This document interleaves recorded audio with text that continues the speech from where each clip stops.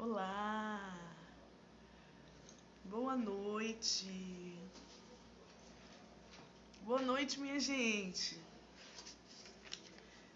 Boa noite a todos. Sejam todos bem-vindos. Sejam todas bem-vindas à nossa live de aprofundamento.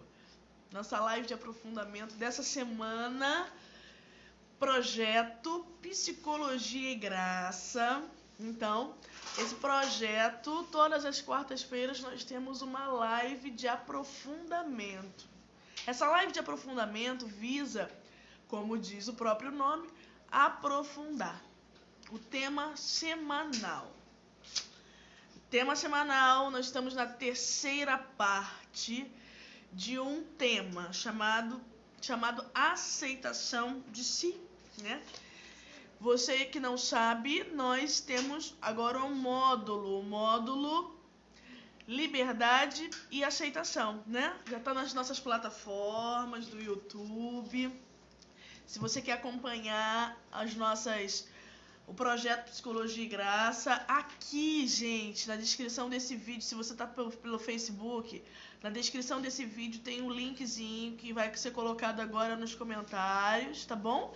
E aí você clica nesse link e você é direcionado para esse WhatsApp. Aqui no Instagram, o que acontece? Na bio tem um linkzinho que quando você clica nele, você também é direcionado para o projeto, para um WhatsApp Psicologia e Graça. E lá você tem conteúdo só disso. Então a gente fala só disso, né, gente? Segunda, terça, quarta, quinta, sexta, falando sobre um tema. Nós estamos ainda falando de aceitação de si, né? Tivemos na segunda-feira uma aula muito bacana falando sobre integração do mal, ainda falando sobre isso, né, gente? Então, vamos começar, vamos dar cabo agora a essa aula. Todo mundo tá aqui? Você que não chegou, fala aí para as pessoas que vai compartilhando essa live, falando para as pessoas que a Psicologia e Graça já está no ar. Nós já estamos aqui, nós já estamos unidos e reunidos em nome desse Deus que é Pai, Filho e Espírito Santo. Amém. Compartilha as pessoas. Se você puder, já vai printando na tela, já vai marcando Luciana Cordeiro Teles, @ também Bersabeia das Graças, vai marcando para a gente poder postar isso. Na verdade, nosso WhatsApp já está muitas pessoas que estão gostando do projeto, né? Então, essa semana nós estamos falando ainda de aceitação de si. E algumas pessoas me perguntaram, Luciana, mas por que a terceira parte, sabe? A terceira parte de um tema, aceitação de si. Porque aceitar a si mesmo não é fácil. Gente, uma das maiores enganações que nós temos é achar que o problema está fora. O problema não está fora de nós, o problema está dentro da gente, né? A maioria das gênesis, das causas, dos problemas de relacionamento acontece exatamente por causa das minhas más resoluções dentro de mim mesmo, que eu preciso ainda aprender a entender, a reconhecer, a aceitar quem eu sou e, consequentemente, aceitando quem eu sou, eu vou conseguir ter relações mais saudáveis, eu vou conseguir, de fato, ter capacidade de amar as pessoas, de dar a vida pelas pessoas. Então, na verdade, esse tema de aceitação de si é um pressuposto, né? Por isso nós estamos criando raízes dentro desse tema e eu digo, se você não foi lá nas outras aulas, nas aulas anteriores, você vai lá nas aulas anteriores e dá uma olhadinha, visita lá as aulas anteriores, vai no WhatsApp Psicologia e Graça, porque tem um material teórico, material de base, tem sugestões de exercícios espirituais que vão trabalhar esse tema no teu interior, no dia a dia, no teu cotidiano. Então, essa semana nós falamos sobre duas grandes distorções, não foi isso, gente? Duas grandes distorções quando nós percebemos o mal em nós, né? Temos o mal? Temos fraquezas? Temos ou não temos? Temos muitas misérias? Temos. Temos, porque somos de fato pessoas marcadas pelo pecado original, pessoas que trazem na sua natureza uma corrupção. Isso é verdade. Então, é exatamente por isso que nós carregamos em nós mesmos o quê? A fraqueza. Temos uma tendência a fazer o mal, a gostar do mal, a desejar o mal. Então isso faz parte da nossa personalidade, né? O difícil é reconhecer isso e aceitar que isso faz parte da gente. A todo momento a gente está tentando fazer o quê? O primeiro grande mecanismo de defesa, o principal não, uma das distorções que nós vamos falar hoje é essa tentação de ignorar, minimizar, sabe? Literalmente o mal. Achar que ele não existe, que ele não está ali em mim, entende? Então existe, Luciana, isso? Existe. Então é um mecanismo de se defender. O mecanismo de defesa é exatamente quando a minha autoestima ela sente que está sendo ameaçada, ou seja, quando o meu valor de alguma forma está sendo como? Ameaçado. E eu uso uma defesa. Peraí. Essa defesa, muitas das vezes, é essa distorção que agora nós falamos. Ou seja, nós tentamos ignorar, fingir que o mal não está em nós. Isso acontece.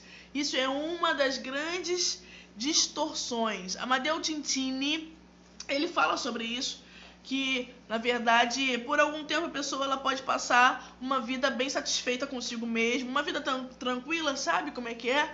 Aquela vida achando que tá tudo bem, o culpado são sempre as pessoas que são ignorantes, as pessoas que não prestam, as pessoas que são as arrogantes da história, sabe aquela pessoa que consegue acusar todo mundo e não consegue se perceber no processo, aquela pessoa que, na verdade, percebe o mal nas pessoas, julga com muita agressividade as pessoas e, na verdade, por detrás daquele discurso existe uma pessoa extremamente arrogante ali, que parece que está num patamar acima, examinando e avaliando as pessoas que estão ali embaixo, porque não estão no patamar dele, né? Então pode-se viver uma vida muito tranquila. O que acontece?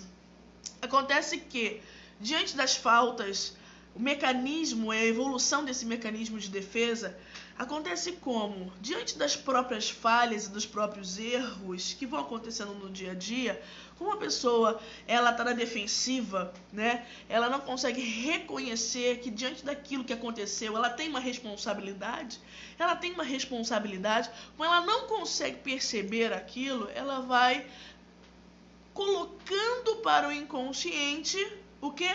Essas culpas.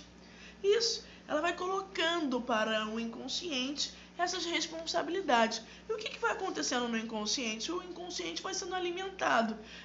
Todas as minhas más tendências, os meus instintos, tudo aquilo vai crescendo e sendo alimentado na penumbra da minha psique. Sim. Então, daqui a pouco, o que acontece? A pessoa começa a ter comportamentos que ela nunca teve na vida. A pessoa começa a se descontrolar de uma forma que ela começa a perceber por que isso está acontecendo comigo, né? A gente vê algumas desordens mentais florescendo assim, despontando com a pessoa com 40 anos, 50 anos de idade. Então, às vezes, durante muito tempo, essa pessoa, ela viveu exatamente assim, dessa maneira que eu falei, muito satisfeita consigo mesma, não reconhecendo quem era, né? Sempre apontando muitas pessoas. Só que, de fato, isso vai crescendo, isso vai sendo alimentado em nós. Tem uma frase de Amadeu Tintini que ele fala assim, ó: o que mais temos deixado de lado torna-se aos poucos senhor do nosso coração. Ou seja, nós vamos deixando de lado certas coisas. Sabe aquela pessoa que quer passar por cima? Eu não quero resolver isso, sabe? Não quero resolver isso, não quero falar disso. Conhece alguém assim? Sabe? Não quero falar sobre isso hoje. Vamos fingir que isso não aconteceu. Você é assim? Você é assim, desse jeito? Vocês estão me ouvindo bem? Estão me ouvindo bem? Som e imagem bem? Tranquilo? Dá um ok pra mim. Opa! A Carla tá dizendo, conheço. Vocês conhecem alguém desse jeito, gente? alguém que na verdade tá acontecendo alguma coisa, mas não quer falar sobre o assunto. Então, o que vai acontecendo? A gente vai passando por cima, vai fingindo que as coisas não estão acontecendo, porque às vezes a pessoa não consegue se expressar bem, ela não quer tocar naquilo. O problema é que essa frasezinha, ela funciona, né, gente? Essa frase funciona. Qual frase? Olha aqui, ó. O que mais temos deixado de lado torna-se aos poucos Senhor do nosso coração. E eu pergunto para você hoje, o que mais você tem deixado de lado? As coisas que você sabe que você tem que tocar, que você tem que rever, que você tem que ressignificar, coisas que você sabe que precisa olhar com mais calma, não é não? Mas a gente passa batido porque a gente não quer, talvez, ter o trabalho de escavar a nossa alma, né, gente? Porque escavar a nossa alma, perceber as nossas verdadeiras motivações, olhar as nossas fraquezas de perto, requer, de fato, coragem. Não é para qualquer pessoa. Precisa de coragem. E por isso que nós estamos aqui nesse projeto Psicologia e Graça. Estamos aqui exatamente por isso, porque não dá mais para ignorar o que está acontecendo com a gente. Né, senhores, né, senhoras? Não dá mais para ignorar. Então isso, a ignorância, ignorar o mal, é uma das possibilidades, é uma das distorções, certo? E aí tem gente que fala assim, nossa, a pessoa está tão tranquila, será que ela não percebeu? Ela não percebeu ainda. Ela não houve ainda abertura de consciência para ela perceber isso. Não houve ainda, certo? Sendo que, de fato, essas faltas que não são reconhecidas, há uma reivindicação do inconsciente em algum momento da vida dessa pessoa. E aí o inconsciente, ele reivindica, ele reclama de várias formas, né? Então tem certas respostas agressivas que vão tomando conta da gente, né? Certas irritabilidades, coisas que nós conseguimos fazer, a gente não consegue mais. E a gente vai percebendo que alguma coisa de errado está acontecendo, né? Está irrompendo alguma coisa que a gente não sabe que está acontecendo. E muitas das vezes já é um sinal que as coisas não vão bem. Aí nesse momento a gente precisa parar, né? Então, ignorar o mal é uma possibilidade? Sim, é uma possibilidade de distorção. Hoje eu quero tratar com os senhores, quero tratar com as senhoras, quero tratar com os senhores e com as senhoras sobre a outra distorção. Sim, qual é a outra distorção? A outra distorção é a distorção da obsessão pela culpa. Eu quero perguntar para você que está aqui me ouvindo nesse momento da live de aprofundamento, você é uma pessoa que tem obsessão pela culpa? Fala aí pra mim, você que tá aqui me ouvindo, você que tá entrando, avisa lá o povo do Psicologia e Graça, avisa lá o povo que, na verdade, já tem, a live já tá aqui, ó. Eu quero saber de você, me diz aí, você tem obsessão pela culpa? Será? Então, o que acontece, gente? A consciência, muitas das vezes, ela é agredida por esse fantasma, né? É um fantasminha. Como que é esse fantasma? É um fantasma que, na verdade, te esmaga por alguma coisa que talvez você nunca fez, alguma coisa que você nunca cometeu, ou até mesmo pela dúvida se você pode ser perdoado ou não perdoado, sabe? Aquela coisa que te esmaga interiormente, que te faz infeliz, que te faz incapaz, que você se sente fracassada. Você já se sentiu assim em algum momento da sua vida? Acho que todos nós, né? Em algum momento da nossa vida nós nos sentimos assim. Então, essa culpa excessiva, ela é chamada de escrúpulo. O que é o escrúpulo? O escrúpulo é um sentimento inconsciente de autocondenação. Então a pessoa ela vai se condenando e acontece que ela tem uma necessidade de expiar isso. Expiar com até talvez algumas espiritualidades, algumas formas de se machucar, se destruir, né? Como se fosse um castigo a si mesmo, sabe? Como se ela delegasse para ela mesma que ela não pode ser feliz, por exemplo, que ela não pode sentir algumas coisas. Então, existe essa obsessão pela culpa que é muito séria. Hoje eu quero tratar com você que está nos ouvindo hoje, pela essa live de aprofundamento, a evolução. Como que acontece essa evolução psicológica do escrúpulo? Então, mais uma vez, o que é o escrúpulo? É essa culpa exagerada, sabe? Essa culpa que, na verdade, é muito maior, é muito exacerbada, né? Essa autocondenação que vira um fantasminha na sua cabeça, né, gente? Então, quero falar com você rapidamente. Essa live a gente precisa dar conta da evolução psicológica do escrúpulo. Luciana, então, tem uma evolução? Tem. O escrúpulo, que é essa autocondenação, ele é forjado na nossa cabeça, sabe? Ele é forjado, ele vai sendo alimentado dentro da nossa psique. Como, Luciana? Tudo começa como? Eu vou dar 4 passos para você. Eu queria que você anotasse e colocasse aqui. Você tá com papel, tá com uma canetinha? Tá com papel, tá com uma canetinha? Então bota aí o papel, bota uma caneta aí, porque isso também é uma ferida muito grande na nossa personalidade que precisa ser tratada. Existe uma terapia anti-escrúpulo. Você sabia disso? Existe uma terapia anti-escrúpulo. Por quê? Porque se a pessoa fica à mercê do escrúpulo, ela não vive, ela vive uma tristeza profunda, né? Existe sempre uma sensação que ela é a pior das criaturas, que ela vale muito pouco, ela sempre está se comparando com as pessoas. Então, peraí, Luciana, como que acontece essa evolução? Primeiro lugar, a pessoa, ela confunde o desejo de santidade, o desejo de estar com Deus, com um sonho de infalibilidade.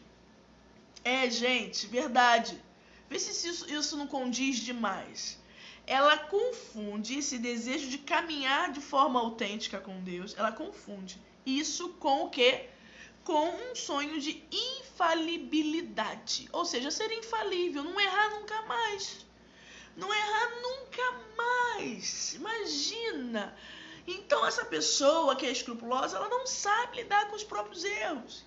Ela não sabe porque ela entende o próprio erro como um fracasso na vida dela tremendo.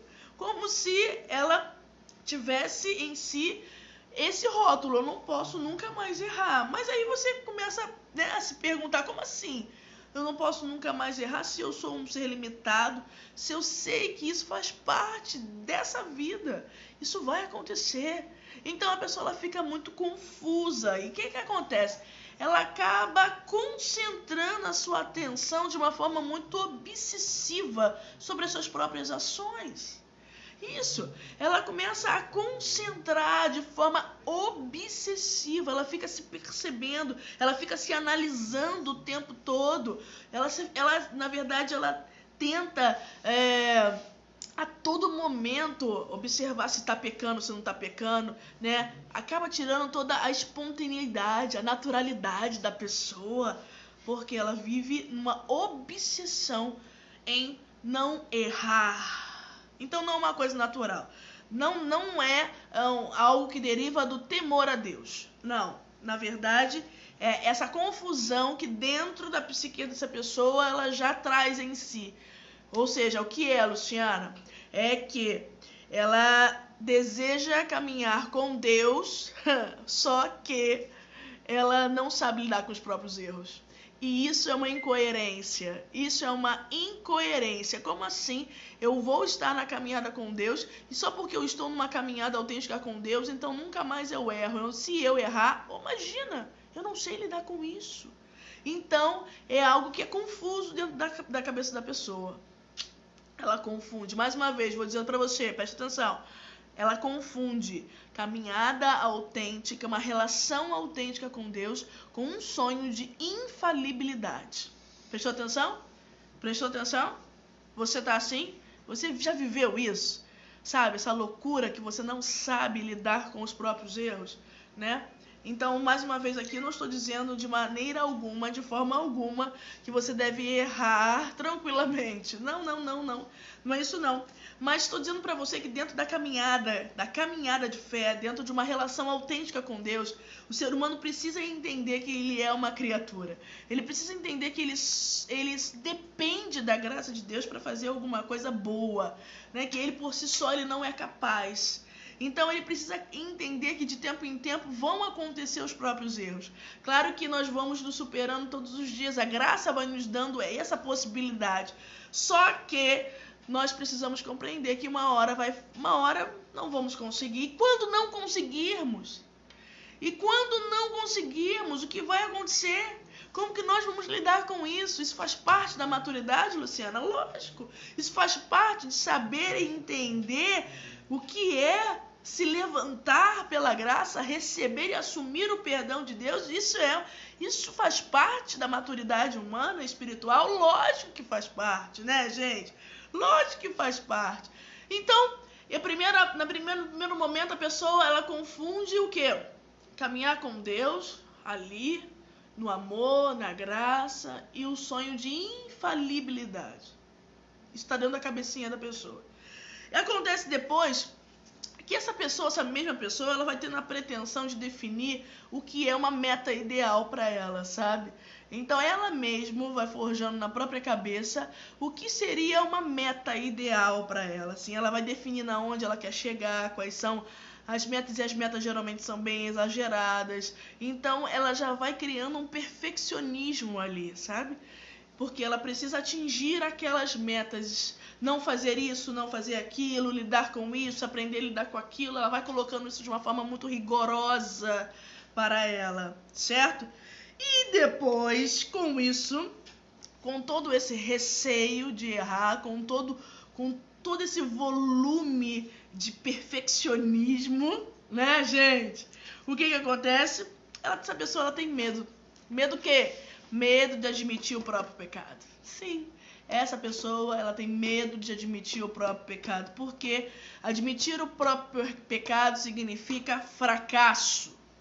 Fracasso, não é? Você é assim? Você já viveu isso? Me diz aí.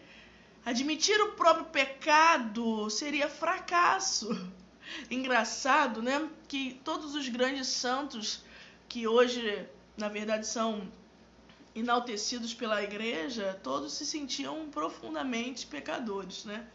E na verdade, para o escrupuloso, né, para aquela pessoa que tem obsessão pela culpa, olhar e perceber que errou de fato é assumir um próprio fracasso sobre si mesmo. Entende isso? Então, com essa visão muito rigorosa sobre os próprios atos, o que acontece? Essa pessoa ela vê pecado em toda parte, gente. Ela vê pecado em tudo. Vem cá, você é assim? Fala aí comigo. Você é assim? Essa pessoa ela começa a ver pecado em tudo. Então ela se penaliza por causa dos sentimentos que ela sente. Ela começa a confundir, por exemplo, tentação com culpa. Então tudo para ela é pecado. Ela confunde tudo, sabe? É desse jeito, gente, desse jeito. Então, ela não pode sentir uma raiva, não pode sentir um medo, não pode sentir uma sensação que... Não, ela exagera demais, sabe? Por quê? Porque, na verdade, ela acaba vendo pecado em tudo. Por quê? Tá com um olhar obsessivo sobre si mesmo, sabe? Você é assim? Tá com um olhar extremamente obsessivo sobre si. Luciana, então... Diante disso, diante das quedas, para quem tem uma obsessão pela culpa, diante das quedas, o que acontece com essa pessoa? Acontece uma grandiosa desilusão. Eu quero saber se você já viveu isso. Diz aí pra mim, você que tá aqui no Instagram, você que tá aqui no Facebook, para aquele que tem obsessão pela culpa, pelo escrupuloso, cair, errar, pecar, significa literalmente uma grande desilusão. Desilusão por quê, Luciana? Por conta das expectativas perfeccionistas daquela pessoa, né? Ela nunca contava que iria acontecer. Na verdade, ela tinha muitas outras metas, né? A meta dela é sempre se superar, a meta dela é sempre alcançar grandes patamares, né? Só que, quando a gente pensa o porquê dessa desilusão, quando a gente pensa por que essa pessoa ficou desiludida, ficou descontentada, sabe? Ficou triste por conta que errou, a gente vai perceber que não foi porque ela ofendeu a Deus que ela tá triste, não. Não. Ela, literalmente, ela tá triste, ela tá frustrada, ela tá desiludida. Sabe por quê? Sabe por quê, gente? Porque, na verdade, ela não quer constatar a própria fraqueza. É isso aí. Ela não quer constatar a própria fraqueza. E por isso, porque não quer constatar a própria fraqueza, ela fica triste, né? Uma sensação interior de desânimo, de frustração mesmo, sabe? Por quê? Porque não é porque tem temor a Deus e agora sente a ofensa a Deus. Tem a ver com isso não, hein? Tem a ver exatamente com o amor próprio ferido. Bota aí, hashtag amor próprio ferido.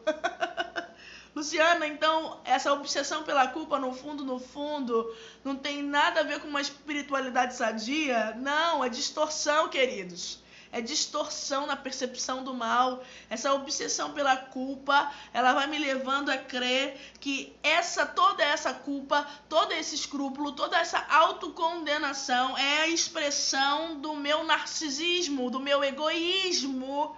É verdade.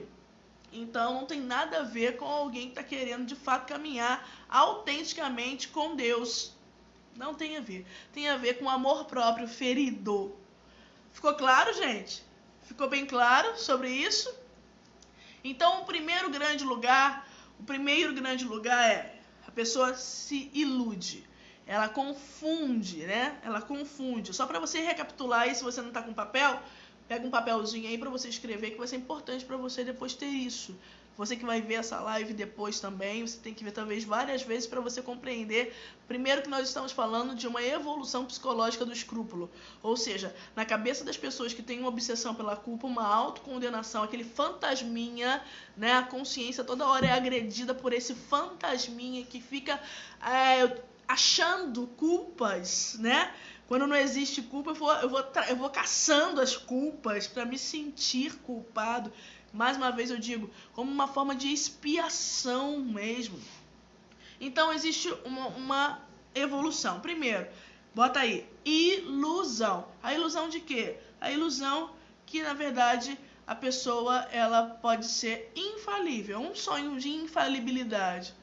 Ou seja, ela confunde o que é uma caminhada com Deus autêntica e esse sonho que ela tem de infalibilidade. Entendeu? Então, já de antemão, essa pessoa não sabe lidar com os próprios erros. Errar para ela significa fracassar. Isso mexe com o valor dela. Certo? Vocês estão compreendendo? Estão se identificando aí? Alguém me fala alguma coisa, por favor? Alguém me dá um sinal. Um sinal. Cadê o povo aqui no Instagram? Me dá um sinal. Fala assim, Luciana, é por aí também que isso vai acontecendo, né? De outra forma, logo depois da ilusão, gente, 2 é a pretensão. Pretensão de quê? Pretensão de definir as normas, definir as regras. Por isso que acontece que os escrupulosos não podem ficar muito soltinho, sabe? Porque eles precisam ter alguém que vá guiando essa pessoa. Porque quando ele fica muito solto, ele mesmo vai definindo as suas normas, as suas regras. E muitas das vezes as normas e regras que essa pessoa ela vai gerenciando dentro de si mesmo, ela vai almejando, são coisas que estão além das possibilidades dela. Sabe? É alguma coisa que, por exemplo, no pequeno, ela não consegue dar conta. Então, como se eu não consigo no pequeno dar conta, como eu vou dar conta das coisas grandes? Não é, gente? Não é? Então, eu preciso ter essa condição de como que eu crio as metas. Quando o escrupuloso fica aqui sozinho, ele cria um monte de meta que ele vai se enrolando, acaba se frustrando mais, né? Então, primeira, ilusão. Segunda, pretensão. Terceira, ele tem todo o receio de admitir quem ele é. Ele tem todo o receio de admitir o quê? A própria fraqueza. Porque admitir que aquilo faz parte, que aquela arrogância faz parte dele, por exemplo, que aquela falta de habilidade faz parte dele, né, naquele momento, que aquele momento ele está vivendo isso, admitir isso significa fracasso, certo? Então isso é uma outra coisa que a pessoa precisa começar a entender. A terapia anti-escrúpulo, né, até dada pelo próprio Amadeu Tintini, ele vai falar um pouco sobre isso. Como a pessoa ela precisa ver a vida moral, como está o sentido da vida moral, o que é a vida moral para ela, certo? Mas a gente vai chegar lá. Vamos continuar aqui. Primeiro, ilusão. Segundo, pretensão. A pretensão de criar um monte de metas, e as metas são loucas, né? As metas são coisas que, na verdade, ele quer fazer, mas ele não dá conta no mínimo, como ele vai dar conta no macro, né? Não tem aquela pessoa que quer dar conta de várias situações, mas não consegue fazer as coisas bem pequenas dentro de casa, né? Aquelas questões mais básicas, aquelas coisas que ela precisa cuidar no micro e ela não consegue dar conta, entende? Só que eu finjo, né? O escrupuloso ele finge que isso tudo não tem tanta importância. Ele vai criando umas metas meio loucas assim, sabe? Coisa que ele não vai conseguir mesmo, sabe? Então, terceiro momento é, como eu disse pra você, não admitir a própria fraqueza. E o terceiro é o quê? A desilusão. Diante da queda, eu errei, aconteceu, não dei conta. Diante da queda vem a desilusão. E eu falei pra você que essa desilusão não vem, gente, não vem porque a pessoa ela ama muito a Deus e ela sente a dor de ofender a Deus. Não. Essa pessoa, na verdade, ela sente uma desilusão por conta que é a expressão do próprio orgulho ferido, amor próprio ferido, sabe? Exatamente isso. Na verdade, é expressão do próprio narcisismo, do próprio egoísmo. Então, diante disso que nós estamos dizendo aqui, que agora eu estou trazendo essa nova versão, né, do que é hoje, do que é viver, o que é essa obsessão pela culpa e onde está ela dentro da gente. Na verdade, quais são as motivações que me levam a ficar obcecados por mim mesmo, né? Obcecados em achar coisas em mim, principalmente aquilo que é mal, ver pecado em tudo, ver um mal em tudo. Não é assim, gente? Então, percebemos que tudo isso é expressão de uma pessoa que está fixada em si mesmo, que concentra as suas atenções, as suas preocupações sempre em si mesmo. Na verdade, ela está sempre em si mesmada. Ela está sempre rodando em volta de si mesmo. O que seria, minha gente, uma terapia anti-escrúpulo, como eu disse, que a Amadeu Tintini nos propõe essa terapia anti-escrúpulo. Como seria isso? Seria, em primeiro lugar, como essa pessoa é uma pessoa que ela está sempre com um olhar muito obsessivo sobre si mesma, ela vê pecado em tudo, ela vê erro em tudo, né? Ela quer sempre achar alguma culpa. Como ela está sempre dentro dela mesma, uma grande terapia é fazer com que essa pessoa ela comece a olhar para a necessidade do outro, né? Devagarzinho fazer com que essa pessoa perceba que o outro existe, né? O outro está ali, o outro existe, o outro tem necessidade, né, gente? Eu começo a perceber isso. O outro tem necessidades e eu posso ajudar o outro.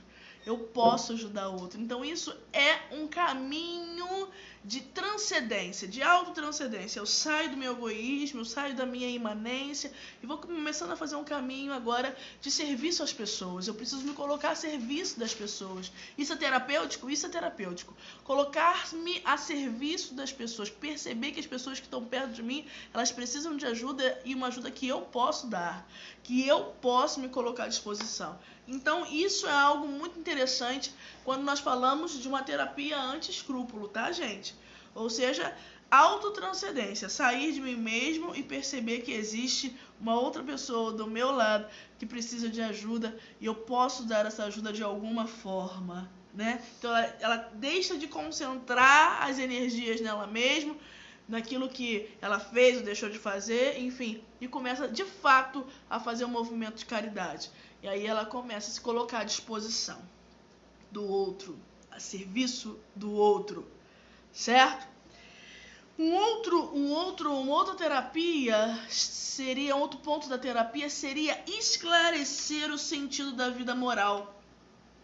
Isso eu até falei até agora com vocês, porque bota aí pra mim, hashtag esclarecer o sentido da vida moral. Por que, Luciana? Porque não é o dever pelo dever, né? Geralmente, esses que têm obsessão pela culpa, eles fazem como muitos legalistas mesmo. Ou seja, dever pelo dever. Tenho que fazer, somente. E a pessoa ela não vai compreendendo o sentido da lei, né? O quanto aquilo que está sendo proposto, ela coloca uma ordem em mim. Então é necessário que eu, de fato, me aproprie daquilo que a vida moral em Cristo está me sugestionando. E perceba o quanto aquilo me traz paz. Não fazer pelo fazer, porque aquilo não transforma ninguém. A lei pela lei não transforma as pessoas, né, gente? Aquilo se torna uma prisão, na verdade se torna um peso. Vocês não concordam comigo? O sentido da vida moral para o escrupuloso, clarear isso para ele, é muito importante. Porque senão ele vai ficar sempre com o peso dos afazeres. E já que ele tem aquela fala, já que tem que fazer, então vamos fazer, sabe? Mas não é assim, já que tem que fazer, vamos fazer. Ele precisa compreender o porquê que ele está fazendo aquilo. Ele precisa compreender o sentido, o que é aquele comportamento, o que aquilo traz para o coração dele, né? E assim ele vai percebendo o que ele precisa fazer, independente do que as pessoas dizem, independente se tem alguém olhando, né? Por quê? Porque a fidelidade a Deus, meus queridos, a maioria das vezes, ela se percebe nos bastidores da nossa vida. Não é nos bastidores da nossa vida, nos bastidores que realmente a gente percebe a fidelidade. Concordam, sim ou não? Né? Então não tem ninguém mandando eu fazer nada, eu não preciso que ninguém mande eu fazer nada, eu entendo no meu interior o quanto é importante fazer, e aí eu faço, sabe? Não precisa que ninguém esteja bisolhando, né? Não. Precisa ser do interior para o exterior, senão será a lei pela lei, a regra pela regra, e isso tumultua, isso cria pesos, isso cria fardos, isso cria irritabilidades. Não funciona, gente, não funciona. Sentido da vida moral, ou seja, clarear o sentido da vida moral para essa pessoa, certo? Então, primeiro aí, livrar-se do narcisismo. Segundo, nós estamos falando sobre a terapia anti-escrúpulo. Primeiro, livrar-se do narcisismo. Alguém coloca aqui pra mim? Para você não esquecer. Livrar-se do narcisismo, do meu egoísmo, fazendo qual movimento? De autotranscendência. Você para de olhar para as suas próprias necessidades, que são necessidades que você fala que são até próprias da sua espiritualidade, mas na verdade você está rodando atrás de você mesmo, e começa a servir as pessoas. Começa a se colocar à disposição das pessoas. É isso aí, isso é terapia. No segundo momento, acontece o quê? Esclarecer o sentido da vida moral, ou seja, não pode ser o dever pelo dever. Não pode ser o dever pelo dever. Eu preciso compreender o porquê que eu tenho que fazer aquilo, né? A minha mente precisa dar sentido a essas coisas, porque se não for sem dar um sentido àquilo, fica vazio. fica vazio, gera um buraco dentro da pessoa, né? Então, eu preciso esclarecer o sentido da vida moral, certo? Terceiro passo, ter um diretor espiritual. Bota aí, ter um diretor espiritual. Gente, sei que nesses tempos é tão difícil, né? Ter um diretor espiritual, porém, é necessário. A terapia anti-escrúpulo, segundo Amadeu Tintini, é uma terapia que o escrupuloso ele não pode ficar sozinho. Ele não pode ficar muito, sabe, livre.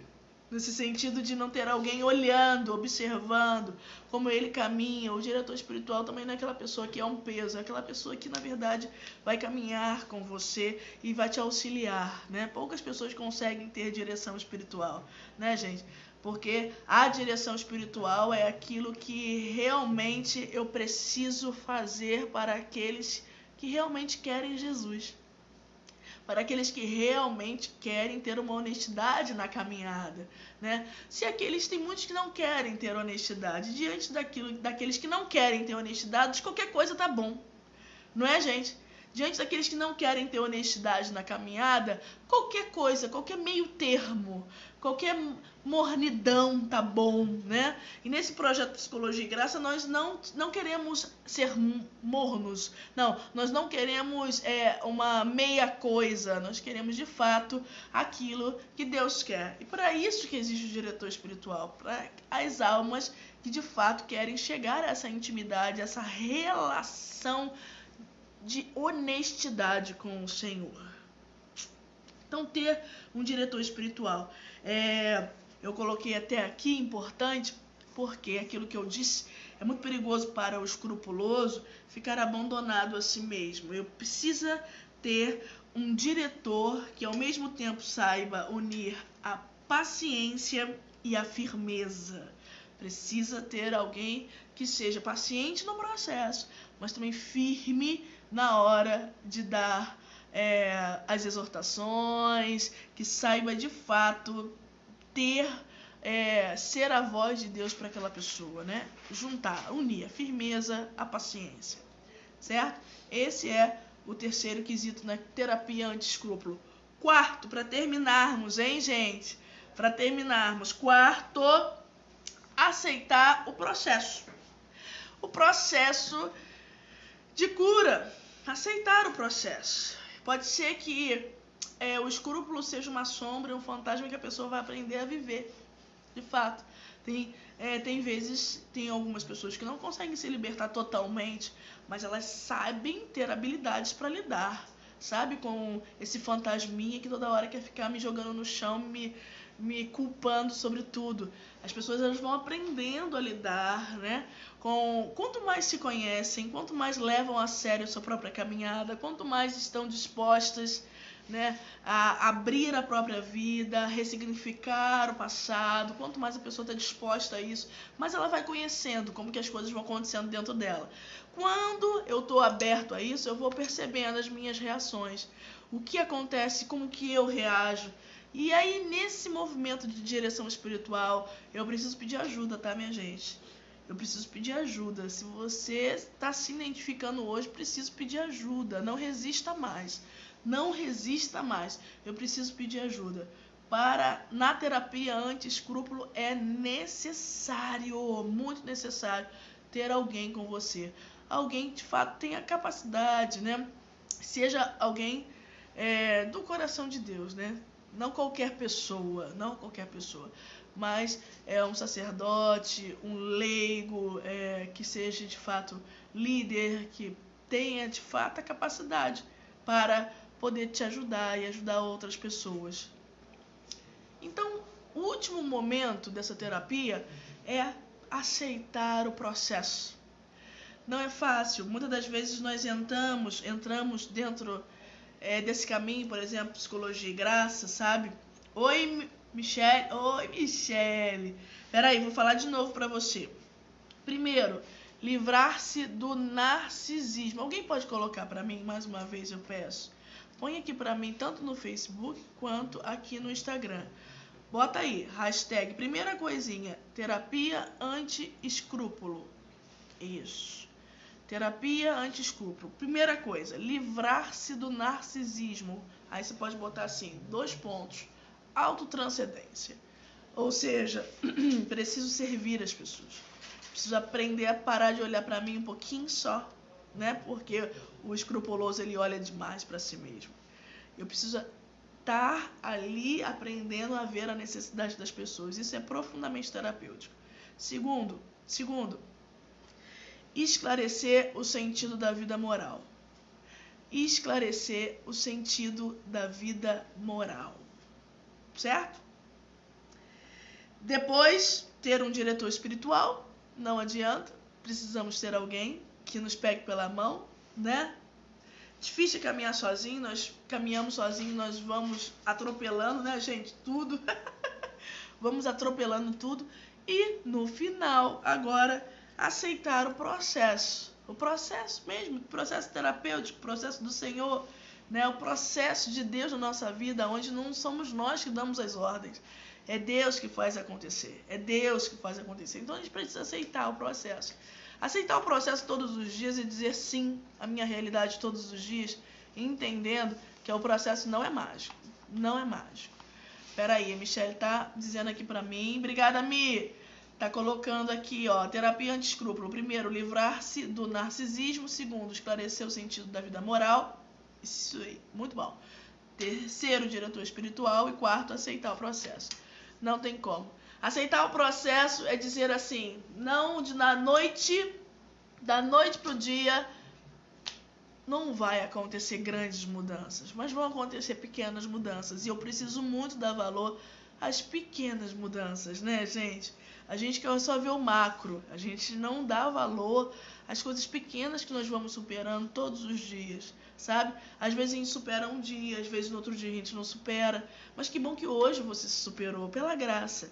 Somente a graça faz com que a gente consiga dar um passo à frente e sair da nossa zona de conforto. Porque a gente só consegue fazer o bem, meus queridos, pela graça de Deus. Isso nós já entendemos aqui, né? Psicologia e graça. A graça é algo, é a ordem maior dentro do ser humano, né?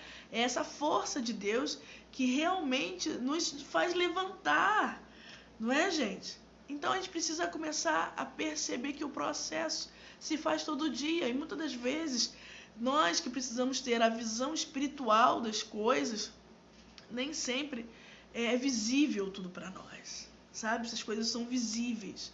Muitas das vezes eu preciso entender e compreender. Deus está trabalhando. Eu não preciso ver as coisas acontecerem. Eu preciso acreditar. Isso é fé. Né, gente? Isso é fé, eu preciso acreditar, porque se eu não acreditar, eu não vou conseguir ampliar a minha consciência e perceber o quanto o amor de Deus, Ele está me protegendo e está me lapidando todos os dias. Eu vou desconfiar disso. Então, hoje, você é chamado a confiar no amor de Deus dentro do teu processo. Não vai ser rápido, porque não é rápido, porque se for rápido, a gente acha que a gente consegue fazer sozinho. E Deus tem uma pedagogia particular com cada um de nós, né? Não, gente? O jeitinho que Deus tem de nos atrair todos os dias. Deus não tem um processo contigo? Deus não tem uma pedagogia particular com você, senhor e senhora, de te atrair todos os dias a um lugar de intimidade, se você assim permitir. Se assim você quiser ouvir a voz, né? E aí quando a gente percebe, o Senhor nos levou até algumas pessoas, o Senhor nos levou até alguns lugares, exatamente porque Ele queria. Ele nos atraiu, não é assim, gente? Ele nos atraiu. O Senhor tem te atraído. Percebe isso, sabe? Percebe? Então, crer, aceitar o processo, que não é rápido, é lento, é crer que quem está trabalhando, quem tem o poder, quem tem o controle, o domínio sobre nossas vidas, né? Então, a gente precisa parar um pouquinho e perceber os micromovimentos do céu em direção a nós todos os dias. E isso é no pequeno, porque Deus é simples, tá? Deus é simples e Deus todos os dias nos dá mil motivos de amor para compreendermos que todos os dias estamos sendo cuidados. todos os dias. Meu querido, você precisa assumir o amor de Deus na sua vida. Todos os dias estamos sendo cuidados por Deus. Todos os dias. Diga isso aí, ó. Isso, deixa que o Espírito Santo te convença dessa realidade, né? Deixa que o Espírito Santo te convença desse amor que te envolve e que você não precisa ver as coisas acontecendo, né? Porque não é você que manda, né, gente? A gente tem que abaixar a nossa crista e entender que quem trabalha a nosso favor, é o guarda santo de Israel e ele não dorme nem cochila. Não, isso é uma razão de fé, gente. Isso é fé. Eu preciso acreditar que a graça está sobre mim e que Deus cuida de mim e cuida do meu processo. Então, descansa um pouquinho no colo de Deus. Eu acho que talvez nós estamos muito cansados, né? Cansados de querer atropelar as coisas, né? Querer que as coisas aconteçam no nosso tempo, né? Nós temos um tempo que é só o Cronos, nós temos um tempo que é só esse tempo aqui dessa terra. Será que você já se abriu ao outro tempo? Ao tempo celestial, ao tempo das coisas espirituais? Será que você já percebeu isso? Que Deus não trabalha nesse tempo aqui que nós achamos que tem que acontecer. Não, está na hora, tem que acontecer. Não, não tem que acontecer. Não tem que acontecer. Por quê? Porque nós não sabemos das coisas. Luciana, isso também é se colocar no nosso lugar? Sim, isso é dizer para nós mesmos, ó. Isso é para dizer para nós mesmos, gente. Eu não sei das coisas. Isso, você não sabe, não. Nós somos lentos diante das coisas espirituais. Nós somos lentos para entender a pedagogia de Deus na nossa vida. E aí a gente acha que Deus trabalha na nossa vida como? Da nossa forma. Entende? E não é assim. Não é assim. Por isso, aceite o teu processo. Tenha paciência com você mesmo. E descanse um pouco no colo de Deus. Fique atento a todos os dias o movimento de Deus, do céu, em direção a você, nas pequeninas coisas. Isso vai fazer toda a diferença, gente.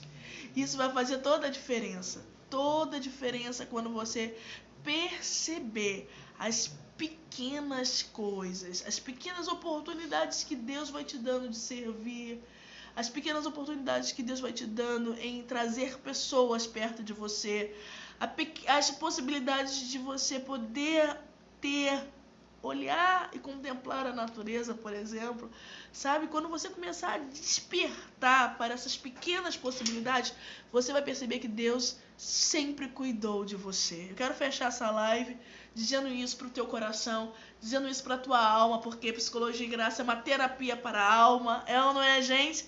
É uma terapia para a alma humana, e a nossa alma tem sede de Deus, a nossa alma anseia por Deus. Por isso, nesse momento, respira assim bem fundo e assuma o amor de Deus sobre você, sabe? Nada é capaz de apagar e de separar você desse amor. Nada. Se houve algum erro, se houve algum pecado, se houve alguma coisa que esteja hoje latente dentro da sua consciência, da sua cabeça, faça como o filho pródigo. Volte. Porque o Pai, ele já te espera de braços abertos para te abraçar e não quer saber nenhuma das tuas justificativas. Ele somente quer te amar. E isso é maravilhoso. Descansa um pouco nos braços de Deus. Isso vem muito na minha mente hoje. Eu penso que vocês que hoje estão me escutando talvez precisariam receber isso. Descansa um pouco. Nós estamos muito acelerados. E quando nós estamos acelerados, nós queremos fazer da nossa forma. Nós não queremos entrar em oração. Nós não queremos entregar para Deus. Nós somente ficamos irritadinhos e nos fechamos. Não. Descansa. Essa é a palavra de ordem para você. Descansa no colo de Deus. Descansa, porque Deus vai te dar o refrigério que você tanto precisa.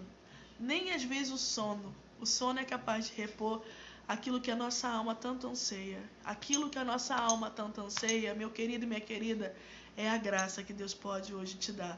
É a consolação que Deus pode te dar. Por isso, faça o teu momento com Deus. Faça o teu momento com Deus. Eu já agradeço a sua presença. Agradeço muito você ter ficado aqui nessa live de aprofundamento, né? O quanto foi falado ao nosso coração, o quanto nós precisamos aprender que o nosso processo tem muitas decaídas, né, gente? Tem sim. Mas isso não nos faz menores, porque o nosso valor, ele não está naquilo que nós fazemos ou deixamos de fazer. O nosso valor é aquele valor do sangue de Cristo. O valor do sangue. Isso é maravilhoso. Saber que independente do que eu faço, independente do que algo que aconteça comigo, Deus sempre está me amando. Sinta-se amado por Deus, tá? Nesse momento. Recebe o carinho do coração de Deus. E você que está no projeto Psicologia e Graça, amanhã nós vamos ter exercício espiritual para você. Tá bom? Amanhã é quinta-feira, não é isso? Nós vamos ter exercício espiritual. Faça, gente, faça. Se parou, sabe? Se parou, recomece. Recomeçar. É lindo recomeçar, sabe? É lindo. É muito lindo saber que hoje à noite as coisas podem estar difíceis, mas amanhã vem o amanhecer. As misericórdias de Deus se renovam, minha gente. Isso é maravilhoso. Recomece. Parou, estava difícil, não deu conta? Volta. Volta, pede a graça de Deus para voltar. Isso, faça isso. Não paralisa, não. Não fica chateada, não. Porque Deus, Ele te quer. Ele te deseja. Essa live vai ficar salva, tá, gente? No YouTube. Então, você vai precisar talvez vê-la outras vezes, escrever no teu caderno, lá de Psicologia e Graça. Ela vai ficar salva no YouTube. Então, você vai lá na nossa plataforma, que vai estar lá, inclusive tá todas as aulas lá, todas as lives lá, que você precisa fazer módulo por módulo, devagar, não? Sem pressa, é verdade, mas com honestidade, isso é importante. Eu quero agradecer mais uma vez a sua presença e dizer que você precisa descansar no colo de Deus, senão você vai precipitar tudo, daqui a pouco a gente está arrependida, né? Daqui a pouco a gente está arrependido porque a gente sabe que foram feitas as nossas vontades. Descansa um pouco. Deus irá falar ao seu coração. Amém? Nós vamos permanecer unidos e reunidos no corpo de Cristo, em nome desse Deus que é Pai, Filho e Espírito Santo. Amém. Deus abençoe.